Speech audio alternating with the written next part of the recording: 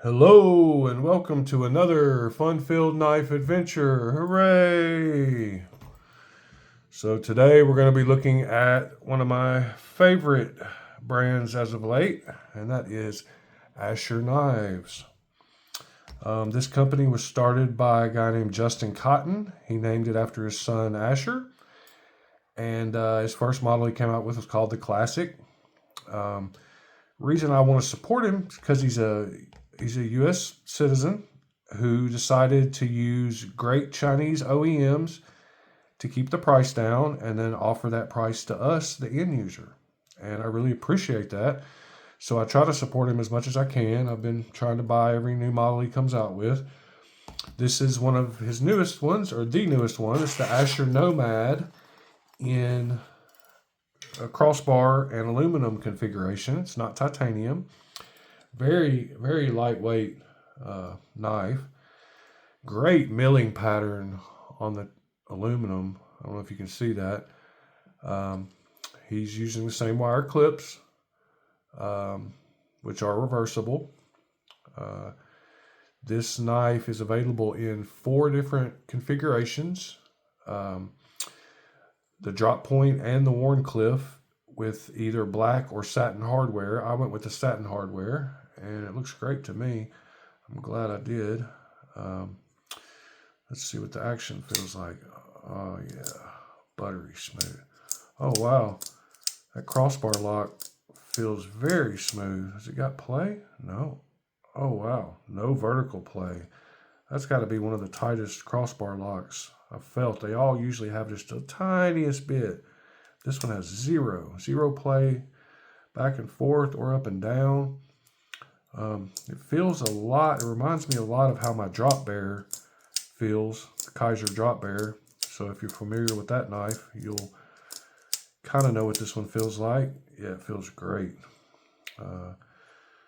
Thumb stud feels great, great placement. Reverse flick feels great. The rounded back spacer and end of the knife feels really good in the palm. No hot spots whatsoever. Very comfortable knife, very light knife. Speaking of light, let's see how much it does weigh.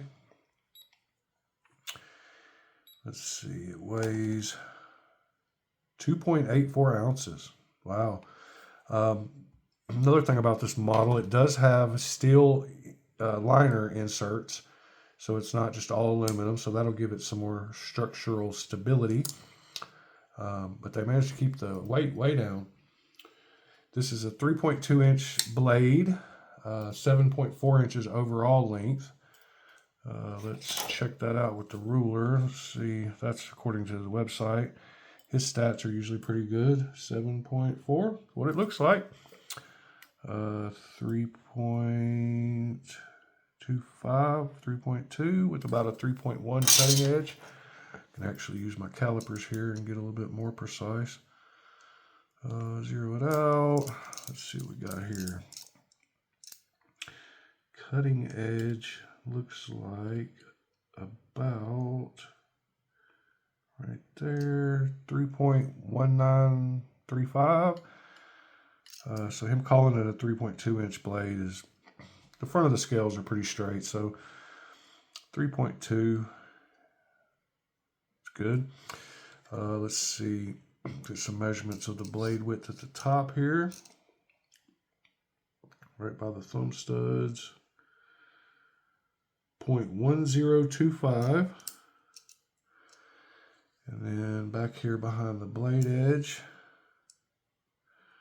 or right at the blade edge, 0.0175. So it's a thinner blade. Feels great. Balance is good. Let's see where the balance is. A little bit behind. Yeah. Let's see. Let's do a couple of size comparisons. Let's start off with some of his models. This is the Asher Acuto. And this is the Asher carbon fiber with the Wharncliffe. This is the Asher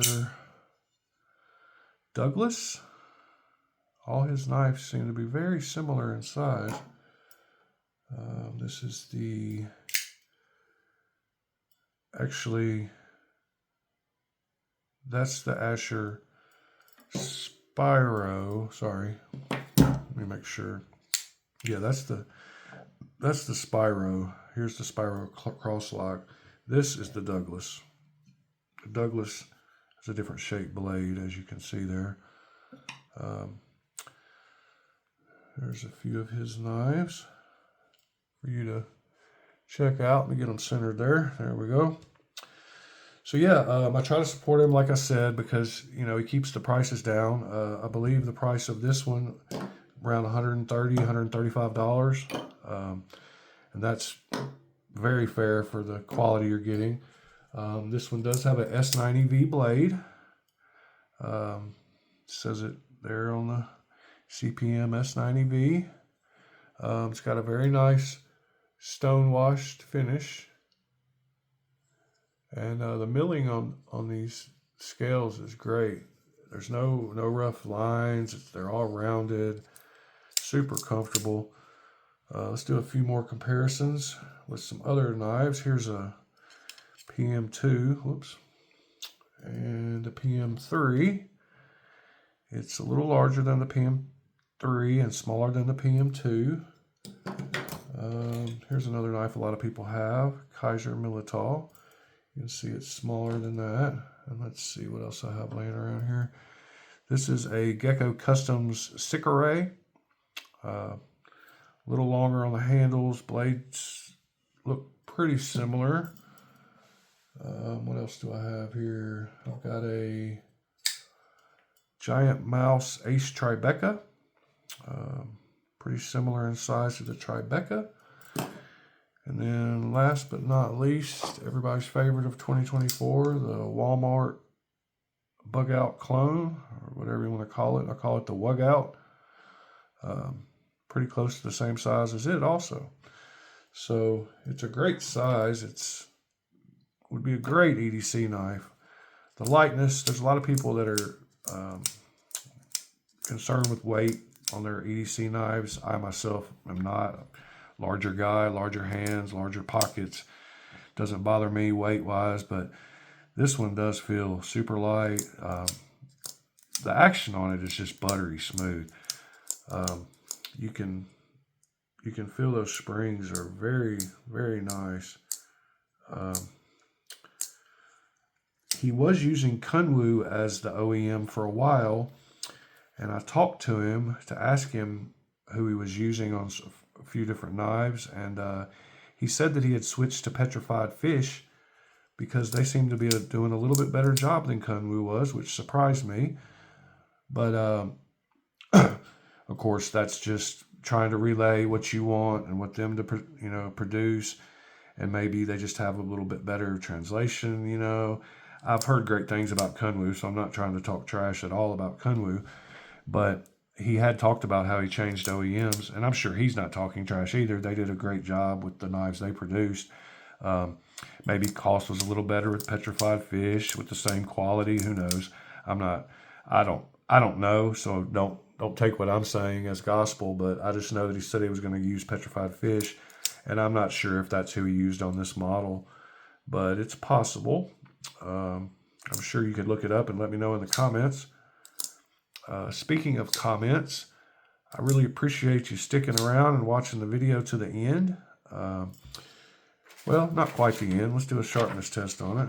Got a piece of paper here. All right. Seems to be a little hang up there in the middle.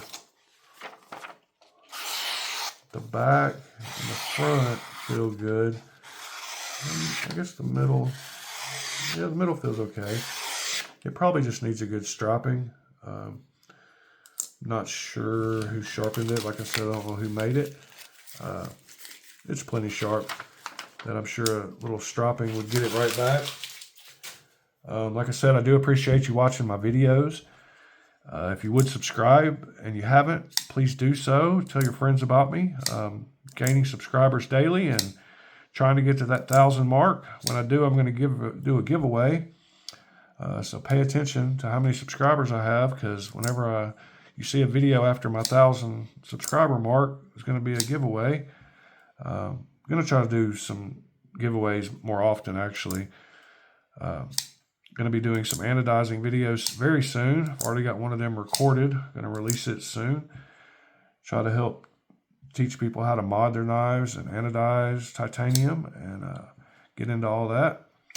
And yeah, I really appreciate your time, and thank you, and we'll see you on the next one.